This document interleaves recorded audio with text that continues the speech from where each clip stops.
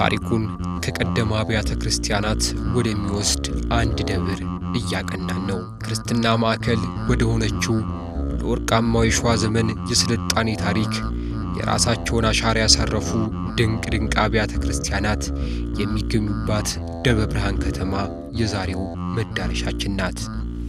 የጥንታዊ የክርስትና ማዕከል ሰንደቅ ሆኖ የሚታየውን የደብረ ብርሃን ሥላሴን ተሳለምን። መዳረሻችን ግን ገና ነው። ትንሽ ኪሎ ሜትሮችን መጓዝ ይጠይቃል።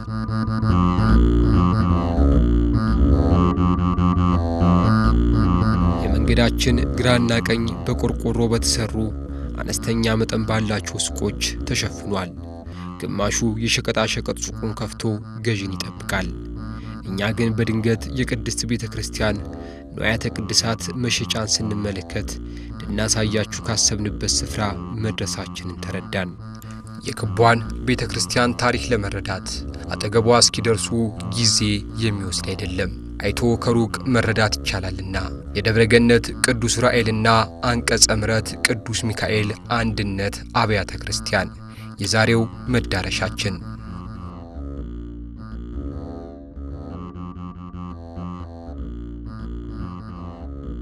ቤተ ክርስቲያኑ እንግዲህ ቀድሞ እዚህ ቦታ ላይ አልነበረም። አሁን ልደታ ለማርያም አመረኖ ልደታ ለማርያም ቤተ ክርስቲያን በነበረችበት ቦታ ላይ ነው የቆየው። ከዛም በፊት ይሄ የጮሌ ማህበረሰብ በከፍተኛ ደረጃ የቦታ ርቀት ስለነበረበት አስከሬን ተሸክሞ አንሳስ መንበረ መንግስት ድረስ የመሄድ ግዴታ ነበረበት።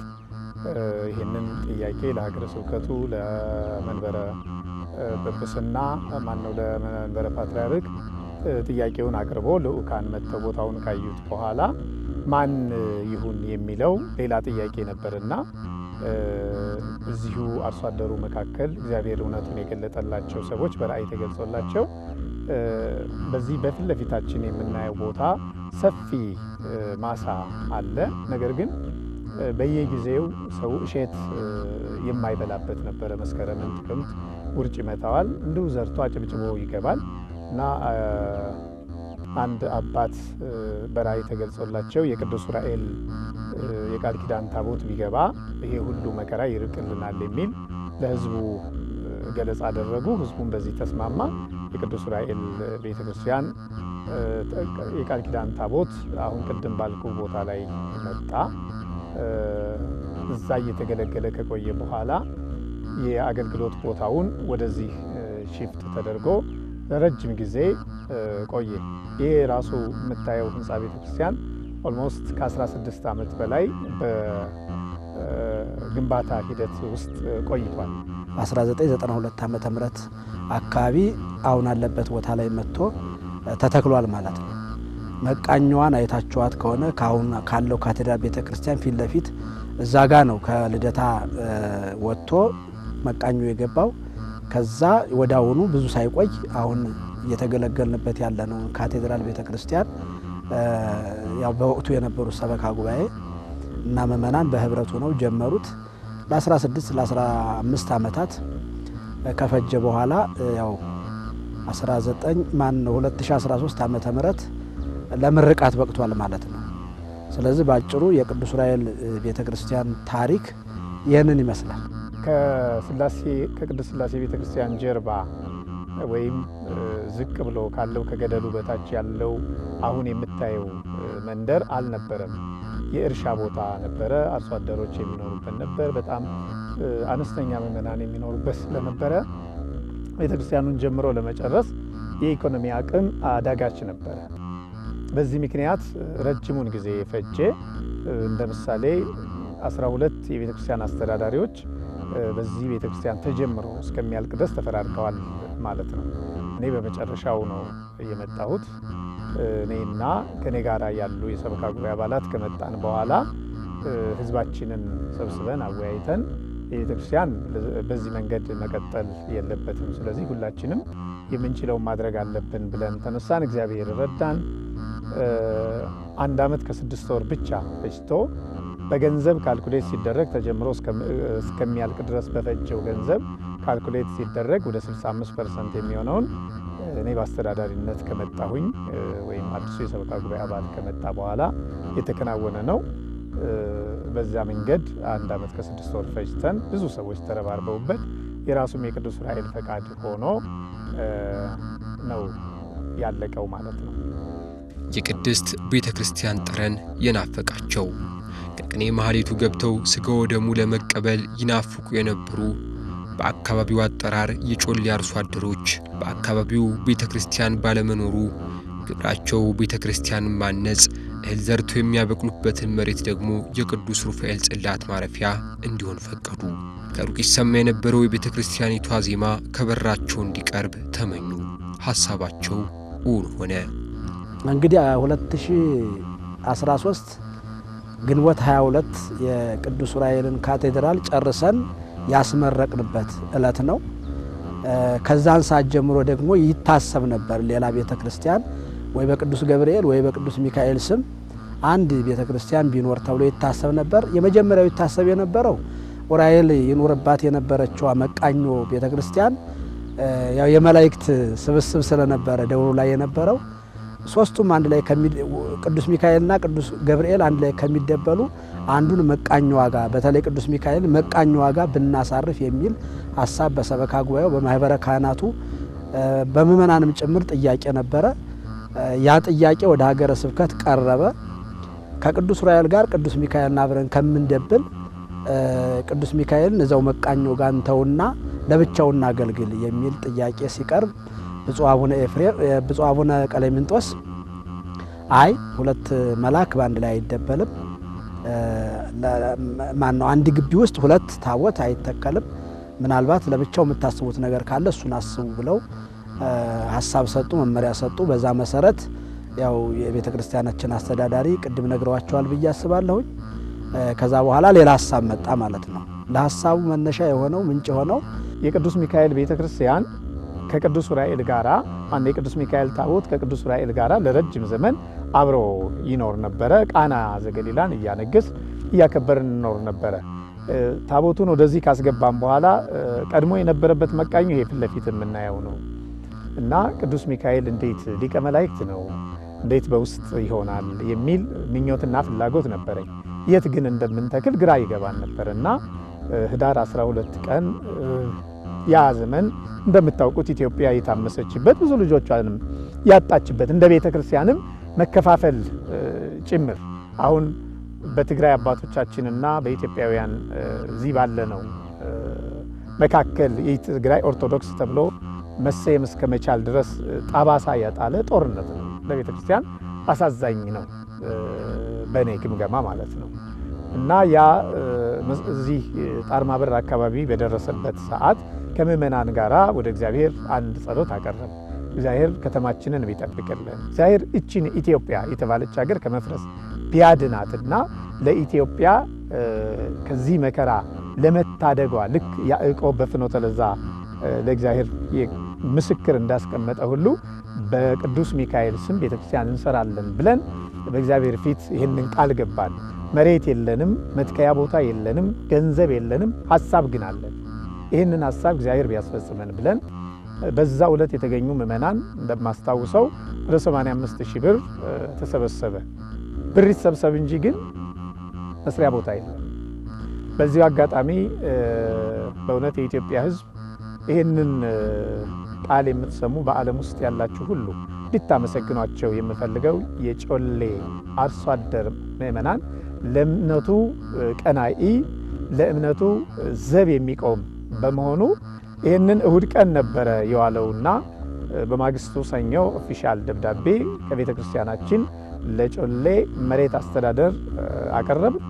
እናስብበታሉን። ደብዳቤያችንን ተቀበሉ። ሰኞ፣ ማክሰኞ፣ ሮብ ይህንን ወስነው ቅዱስ ሚካኤልና አሁን ጉባኤ ቤቱ ያለበት በርካታ የቅዱስ ሚካኤል ጸበል፣ የቅዱስ ዑራኤል ጸበል፣ የቅዱስ አማኑኤል ጸበል፣ የእመቤታችን የድንግል ማርያም ጸበል አራቱ ዛሬ የዓለም ሕዝብ እየጎረፈ የሚድንባቸው ከክፉ በሽታዎች ከካንሰር፣ ከኩላሊት፣ ከኤችአይቪ ኤድስ ከመሳሰሉ ነገሮች በሰንሰለት ታስረው የመጡ ሰዎች ተፈተው የሚሄዱበትን ይህን ሁሉ ለማድረግ ቀናይ የሆነው ሕዝባችን ፈቃዱን በመሬት ማረጋገጫ ደብተር ይዞ ሐሙስ ጧት ለጸሎት የምህላ ጸሎት ነበረንና ያም የምህላ ጸሎት የቃል ኪዳኑ ታቦት ወጥቶ ስለነበረ የሚከወነው በዚያ ህዝብ መካከል አስረከቡን። ደስታችንን በእግዚአብሔር ፊት አቀረብ። ለህዝቦቻችንም በእውነቱ ጸልየን ባርከን ስራችንን ህዳር 22 ቀን የመሰረት ድንጋይ በብፁዕ አቡነ ቀለሚንጦስ መልካም ፈቃድ በክቡር ምንወዳቸው እጅግ ምጡቅ የሆነ አይምሮ አስተዋይ የሆነ ልቡና እና ፍቅርም ጭምር ያላቸው መጋቢ ሐዲስ ነቃጥበብ አባቡ የሀገረ ስብከታችን ስራ አስኪያጅ ናቸው። ጉዳዩን እኔ ስገልጽላቸው በእውነት የተሰማቸው ደስታ እኔ በቃላት ልገልጸው የምችለው አይደለም። በቦታው ተገኝተው የመሰረት ድንጋዩ ተቀመጠ። 365 ካሬ ላይ ነው ያረፈው። ውስጥ ወለሉ በስፋቱ ከዚህኛው ቤተክርስቲያን ቢበልጥ እንጂ የሚያንስ አይደለም። የሥራ ቀኖቹ 75 ቀናት ብቻ ናቸው የፈጀው። ምንድን ነበረ ምክንያቱ ካልከኝ አንዱ እግዚአብሔር ራሱ ነው። ቦታው ፈቃደ እግዚአብሔር የሆነበት ነው። የብዙ ሰዎችን ትብብር ያሳተፈ ያ ወቅት ክፉ ጊዜ ነው። እንደምታስታውሱት ከወሎ ከአሩሲ ከመላ የኢትዮጵያ ክፍል ሰዎች በሀገራቸው ተሰደው እዚቹ የኛ አብዛኞቹ አዳራሾቻችን በስደተኞች የተሞሉ ነበሩ። ወገኖቻችን ስለሆኑ የምናገኘውን እያካፈልን አይዟችሁ እንላቸው ነበረ። በዙሪያችን ባሉ ትምህርት ቤቶች ወደ 33000 ስደተኞች ነበሩ። እነሱን አስተባበር። የጉልበት ስራው እነሱ ያከናውናሉ። የአካባቢው ምዕመናን ደግሞ ምግብ ይዞ ይመጣል። በሚገርም ሁኔታ ዝቅተኛ እዛ ስራ ላይ የዋለው 50 ሰው ነው። ከፍተኛ 300 ሰው ውሏል። 300 ሰው ውሎ ምን ሆነ ብትለኝ የአካባቢው ምዕመናን ለ300ም ሰው ምግብ ይዞ ይመጣ ነበር። በዚህ ደብር ስር የሚገኘው የአንቀጸ ምሕረት ቅዱስ ሚካኤል ቤተ ክርስቲያን ታሪክ ደግሞ በዘመናችን የተፈጠረ ታሪክን መሰረት አድርጎ የተመሰረተ ነው። በአገራችን ጥቁር ጠባሳን ጥሎ ያለፈው የሰሜኑ ጦርነት ከፍቶ ጣርማበር የሚባል አካባቢ ሲደርስ የጮሌ አካባቢ ማህበረሰቦችና ካህናት ጾም ጸሎት በመያዝ ይህን አስከፊ እርስ በርስ ጦርነት ካሻገርከን ሕዝባችንን ከጦርነት መቅሰፍት ከጠበቅክልን በስምህ የቅዱስ ሚካኤልን ደብር እንተክላለን ብለው ይሳሉ ስለታቸው ደረሰ። በደብረ ገነት ቅዱስ ዑራኤልና አንቀጸ ምሕረት ቅዱስ ሚካኤል አንድነት አብያተ ክርስቲያን የሚታይ የቀደመ ታሪክና ቅርሶች የሉም። ነገር ግን እየተሰሩ ያሉ ታሪኮች በርካታ ናቸው።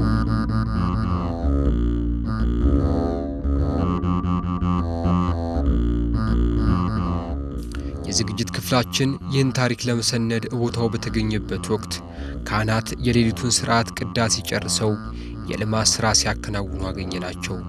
ግማሹ ሲሚንቶ ያቦካል፣ ገሚሱ በመዶሻ አጥር ያጥራል፣ የተቀረው በባሬላ ሲሚንቶ ያመላልሳል። አሁን የምንገኘው በደብረ ገነት ቅዱስ ዑራኤል ቤተክርስቲያን በስተ ምዕራብ በኩል ባለው አቅጣጫ ነው የምንገኘው። ይሄ አካባቢ አሁን እንደምትመለከቱት ማህበረ ካህናቱ የደብሩ ማህበረ ካህናት የተግባር ስራ እያከናወኑ ነው የሚገኙት።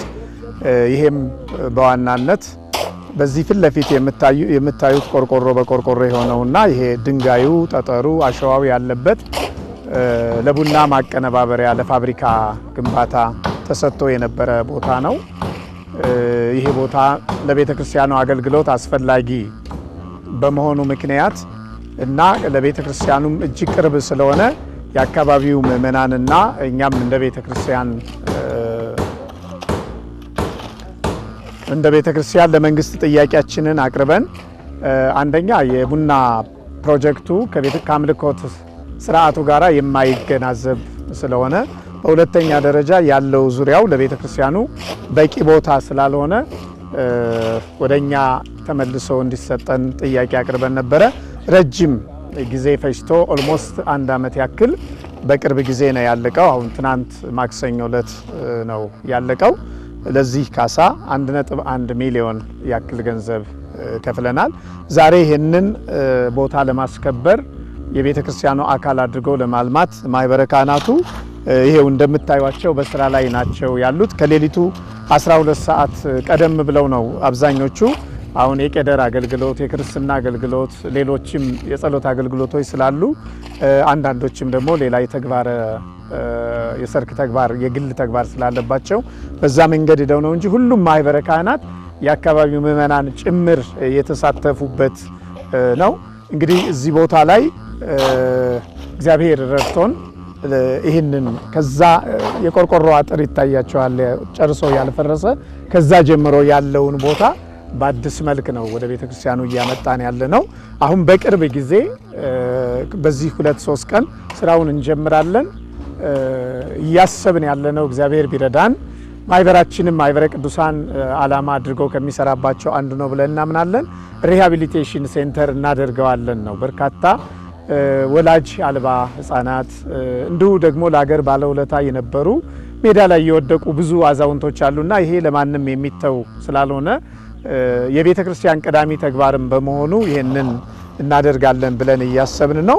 እንደምታዩት ማቴሪያል አለ፣ ስራውም ተጀምሯል። ያንን አከናውነን በዚህ በአነስተኛ ቦታ ላይ ስራውን እንጀምራለን ብለን እናስባለን እና በአጠቃላዩ ይሄ እግዚአብሔር በዚህ ዘመን ወደ ቤተ ክርስቲያናችን ተጨማሪ ሀብት እየሰጠን ነው። ለዚህ ትልቅ ባለድርሻው ራሱ ካህናቱ፣ የአካባቢው ምዕመናን ናቸው። እንግዲህ ሌላውን እየዞርን እናያለን እንቃኛለን ማለት ነው። ካህናቱም ያው ስራቸውን እየሰሩ ነው ያሉት። እኛም ይሄ በዚህም ዙሪያ ያለው የዚሁ የቤተ ክርስቲያኑ አካል ነው። በዚህ የካህናት መንደሮች አሉ። የኛን ደብር ከሌሎች አድባራት የሚለየው አንድ ዋና ጉዳይ ካህናቱን በአንድነት ቤት ተሰርቶላቸው ነው የሚኖሩትና እሱን እናያለን። ዘመናዊ ትምህርት ቤት አለ፣ ሱቆች አሉ። ቤተ ክርስቲያኑ በልማት ጉዞ ላይ ነው ያለው። ካህናቱ ለልማት የተነሱ ናቸው። ምእመናኑ ልማቱን የሚደግፍ ነው። እጅና ጓንቱነን ነው ጀርባና ፊቱነን ሳይሆን የምንሰራው። በዚህ ምክንያት በጥሩ እድገት ላይ ነው ያለው። የአብነት ትምህርት ቤቶች አሉ በርካታ። እሱን በሂደት እየተንቀሳቀስ የማሳያችሁ ይሆናል።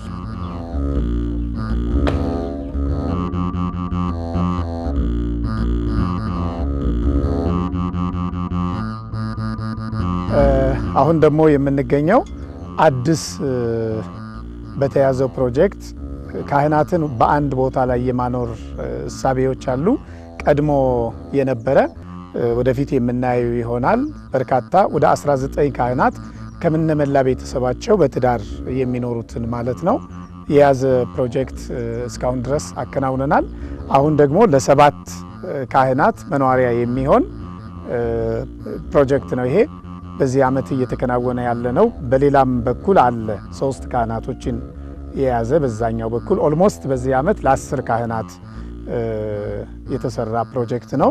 እንደምታዩት ጅማሩ ላይ ነው፣ አላለቀም። በቤተ ክርስቲያኑ በኩል ቦታ አቅርቧል። የተለያዩ ድጋፎችን ያደርጋል። ማህበረ ካህናቱ በራሳቸው ጉልበታቸውንና ልጆቻቸውን ያስተባብራሉ። የሁለታችን ድምር ውጤት ካህናቱ ከችግር ተላቀው በየጊዜው የሚመጣውን የቤት ኪራይ ንረት በዚህ መንገድ መቅረፍና የኔ ነው የሚል ስሜትም ስለሚኖረው የእናት ቤተ ክርስቲያን ሀብት የሆነው ሁሉ የራስ ሀብት ነው፣ ለአገልግሎት ምቹ ያደርገዋል። ወደፊት ያኛውን ስንጎበኝ ዓላማውን የፕሮጀክቱን ዓላማ አስረዳቸዋለሁ። በአጠቃላዩ ግን በዚህ ዓመት እየተከናወነ እየተገነባ ያለው ቤት ይሄ ነው። እንቀጥልና ቀድሞ ተሰርቶ የነበረውን ላስጎብኛችሁ። ይሄ ደግሞ ማህበረ ካህናቱ በመጀመሪያ ወደዚህ ቤተ ክርስቲያን እኔ አስተዳዳሪ ሁኜ ስመጣ ያየሁት ችግር ካህናቱ በተለያየ ቦታ ነው የሚኖሩትና ለአገልግሎት ምቹ አይደለም። ቤተ ክርስቲያኑ ሰፊ ቦታ አለው።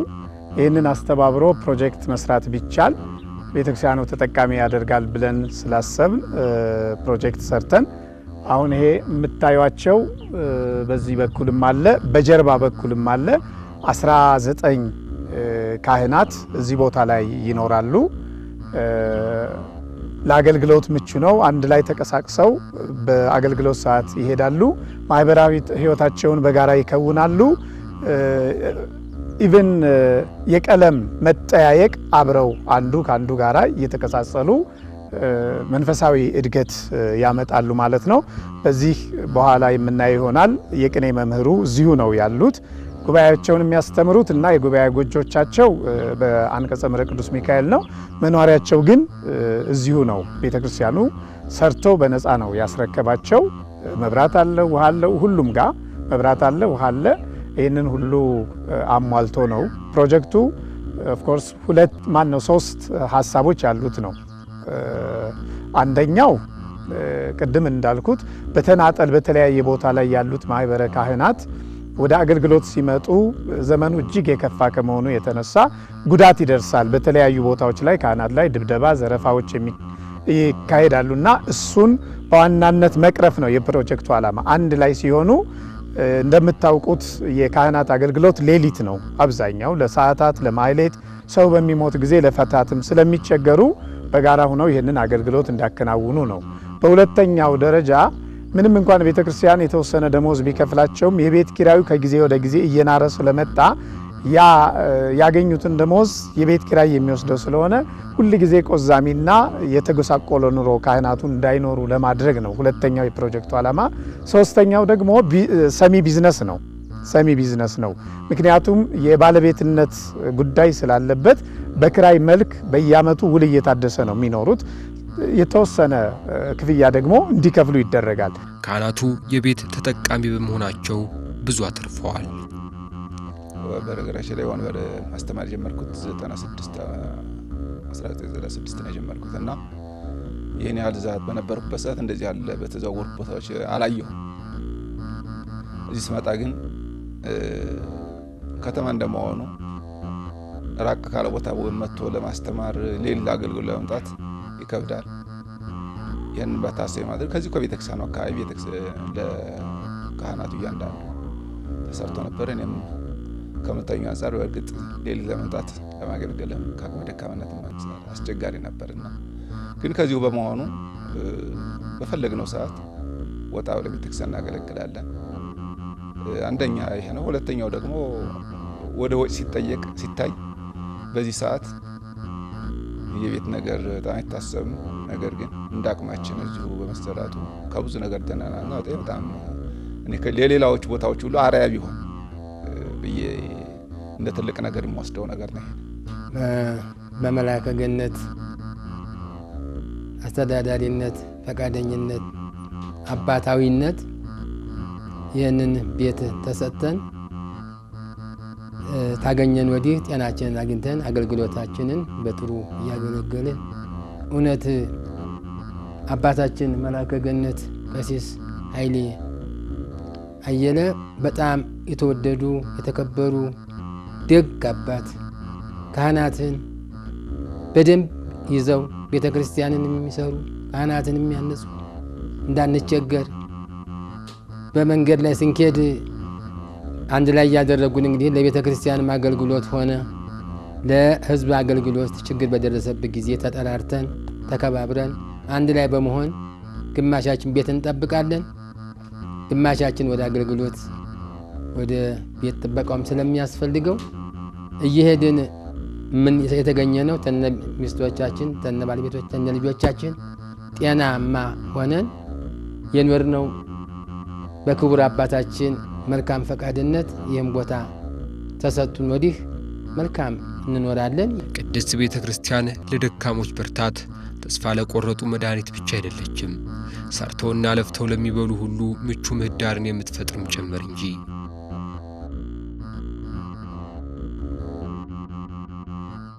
በቅድስት ቤተ ክርስቲያን ሥርዓትና አስተምህሮ የታነጸ ትውልድ የሚፈራበት የአቡነ ጎርጎርዮስ ትምህርት ቤት ህንፃ ግንባታም ሌላኛው የልማት አካል ነው። መልካም። ይሄ ደግሞ በዚህ ከመንገድ በስተፊትለፊትም በኋላም ያለው እነዚህ ኮንቴነሮቹ የዚሁ ቤተክርስቲያን አካል ናቸው።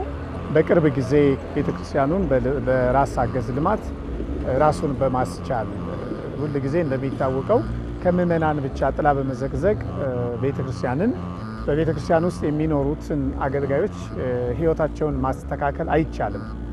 ይህንን መሰረት አድርገን ከካህናቱ ጋራ በገባነው ቃል ኪዳን መሰረት የቤተክርስቲያኑ አካል የሆነውን ቦታ እያለማን በጊዜያዊ ልማት ማለት ነው። የምታዩዋቸው ጊዜያዊ ልማት ነው። ወደ ውስጥ ስንገባ ግን ዘመናዊ ትምህርት ቤት አሁን አቡነ ጎርጎርዮስ ተከራይቶ እያስተማረበት ያለ ቦታ አለ። እሱን ነው ወደ ውስጥ እየገባን የምናየው። ስለዚህ ወደ ውስጥ እንግባ።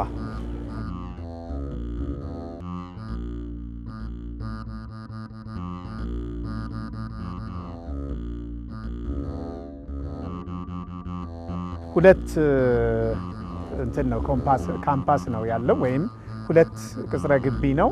አንደኛው አሁን ቀድመን የምንሄድበት መዋዕለ ሕፃናቱ ያለበት ነው።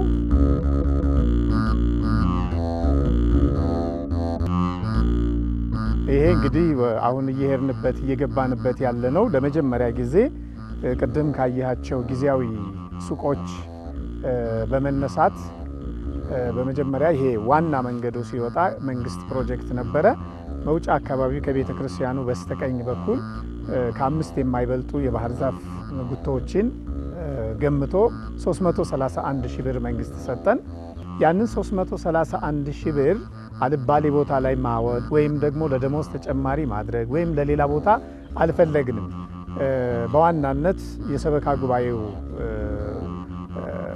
ምክትል ሰብሳቢ የነበሩት አሁን የህግ ክፍል ናቸው፣ ቀሲስ ዶክተር ኃይሉ ተረፈ ማህበራችንም መስራችና አንጋፋ አባል ናቸው።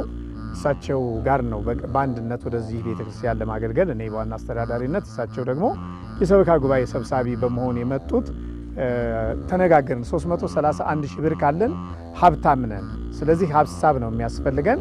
አሁን እንደ ሀገር ትምህርት ቤት ላይ ነው ትውልድ እየፈረሰ ያለው፣ ትውልድ ችግር ውስጥ እየገባ ያለው፣ ሀገርም በዚሁ መንገድ ነው እየታመሰ ያለውና እኛ የራሳችንን አሻራ እናስቀምጥ በሚል ያችን 331 ሺህ ብር ብቻ አካውንት ከፍተን ከመንግስት ተቀብለን ቀናኢ የሆኑ የመንግስትና በመንግስት መስሪያ ቤት በባንክ እና ልዩ ልዩ በሆነ ሙያ ዘርፍ ላይ ያሉ ሰዎችን አደራጀን።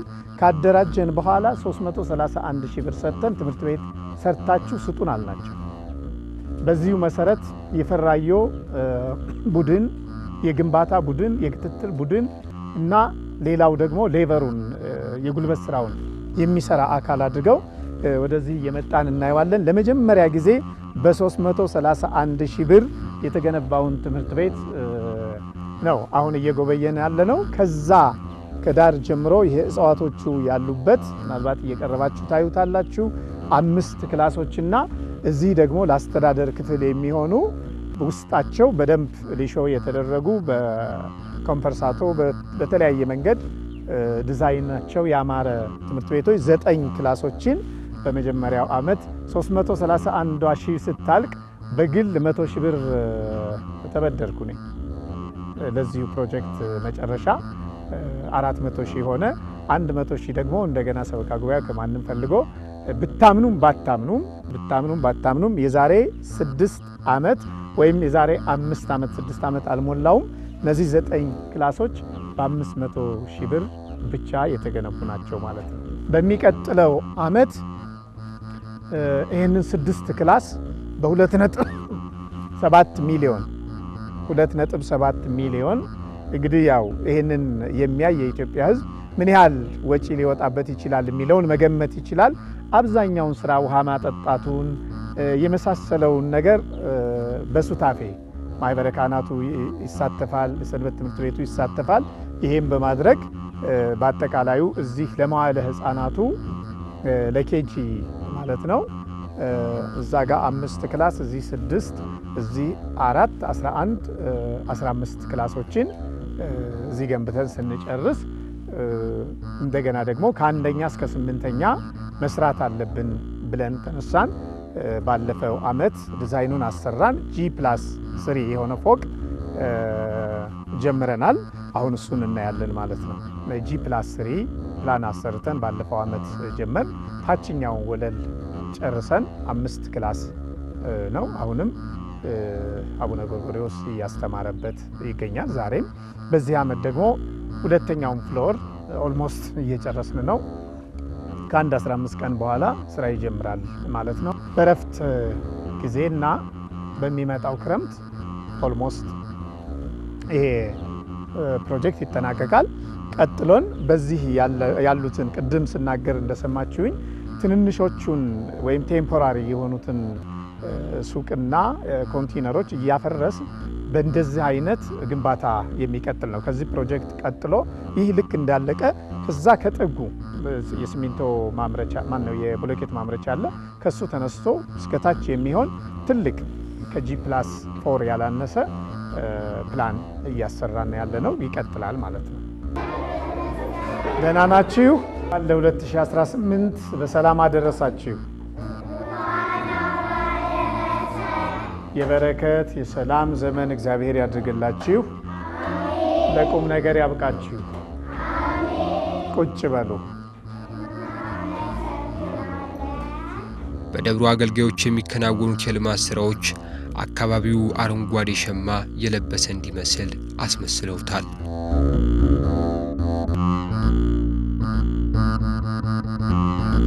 በደብረ ገነት ቅዱስ ዑራኤል ስር የሚገኘው የቅዱስ ሚካኤል ደብር ደግሞ ቤተ ክርስቲያን በደን ጥበቃ የሰጠችውን እውነት የሚመሰክር የተፈጥሮ ድንኳን፣ የአዕዋፋት መሸሸጊያ ነው።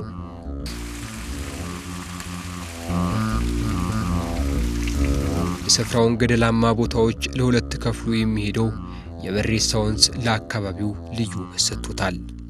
ቦታው የፈውስ ማዕከል ነው። ጸበሉ ፈዋሽ፣ የአካባቢው መልክዓ ምድራዊ አቀማመጥና ጸጥታ ሰላምን ይሰጣል። ከእንደው ከብዙዎቹ ሁለት ነገር ብቻ ላንሳለን የሆነውን አንድ እህት አሁን ባሳለፍነው የካቲት 12 ቀን ከገለጸችው እውነት ነው ምነግርህ። በማህፀኗ ውስጥ እጢ ተከስቶባታል። ያ እጢ ወደ ካንሰር እያደገ ነው ያለው እና ኦፕሬት መደረግ አለብሽ ወደ ተለያየ በተለይ ወደ ህንድ መሄድ እንዳለባት ተነግሯት ያደረገችውና መታ የገለጸችውን እውነት ስትነግረን ቅዱስ ሚካኤል እጢ ሰው ማድረግ አትችልም፣ ገና ያልወለደች ናት እና እኔ ልጅ ነው ትሰጠኛለህ ብዬ ያሰብኩት። አሁን አንተ ግን ደግሞ በማህፀኔ ውስጥ ያለ የተባለው እጢ ነው። እሱ ደግሞ ወደ ካንሰርነት እየተቀየረ ነው። ግን አንተ እኮ ትችላለህ፣ አንተ ትችላለህ፣ እጢውን ሰው ማድረግ ትችላለህ አልኩት። አለቀሱ፣ ተጠመቁ፣ ጸበሉን ጠጣሁ። የካቲት ሚካኤል ልጅ አፎሚያ የተባለች ወርቅ የምትመስል ልጅ እንዳለችው እምነቷ ወደ ተግባር ተቀይሮ ካንሰር ወደ መሆን ሳይሆን እጢው ልጅ ወደ መሆንነት አድገው በብዙ ሺህ በሚቆጠሩ ምዕመናን መካከል ልጇን በእግዚአብሔር ፊት በቅዱስ ሚካኤል ፊት አምታ አስባርካታለች። ይሄንን እግዚአብሔር አደረገ። ኢን ሚሊየንስ ነው ሰው ከተጀመረ ጀምሮ እየተፈወሰ ያለው።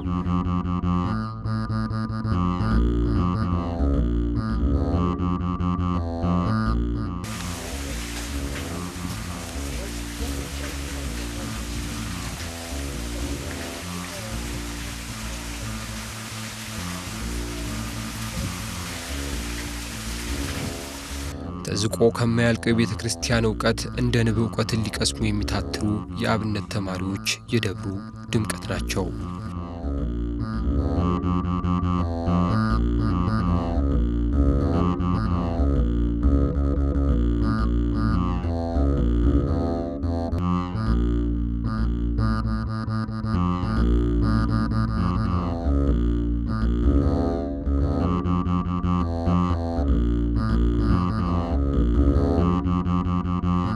ሌላ ብዙ ቦታ ላይ ወንበር ዘርግቻለሁ፣ ግን ከ80 ከ90 ተማሪ ነበር ማስተምረው።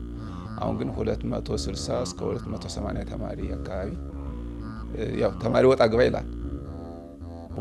ብቻ ግን ከ250 እስከ 280 የሚሆን ደቀ መዛሙርት በጉባኤ ላይ አሁን ይገኛል። 3 ዘራፊዎች አሉ እኔን የሚያገለግሉና ወደፊት ተተኪ አሁን ወደፊት የሚመረቁ ልጆች አሉኝ እኔን ተክተው ማስተማር የሚችሉ። ቅኔው እንደዚህ ነው ማስተምረው። ያው ጧት ማስነገር ይባላል፣ ይጀመራል እስከ ማታ እስከ 1 ሰዓት አካባቢ ድረስ ነገራውና ከዚያ ደግሞ ዘረፋ ይባላል። እሱ ያለውን ነገር እናካሄዳለን። ይሄ ብቻ ሳይሆን የምሰራው ግን ቅዳሜ፣ እሁድ የበዓለ ወልድ የእመቤታችን የሚካኤል እነዚህ ቀናት ወንበር የለባቸው። በእነዚህ ዝም ብዬ ሳይሆን ማሳርፈው ኮርስ ይሰጣል ለደቀ መዛሙርቱ ከማህበረሰቡ ጋር ወጥተው እንዲስማሙ ወጥተው እንዲሰብኩ ሙሉ ሆነው እንዲወጡ። ለእያንዳንዱ ትምህርት ወንበር መዘጋት ስለማይቻል በእነዚህ ሰዓት የሥነ ምግባር ትምህርትና ኮርስ መስበክ እንዲችሉ የእነዚህን ትምህርት ይሰጣልና እግዚአብሔር ይመስገን ከዚህ የሚወጡ ልጆች ሁላቸውም ሌላ የትም ቦታ ገብተው እንኳን ኮርስ ባይሰለጥኑ በዚሁ ለስብከተ ወንጌል በቂ ሆነው ይወጣሉ ብዬ ስለማስብ ይህን ይሰራል በእነዚህ ሰዓት።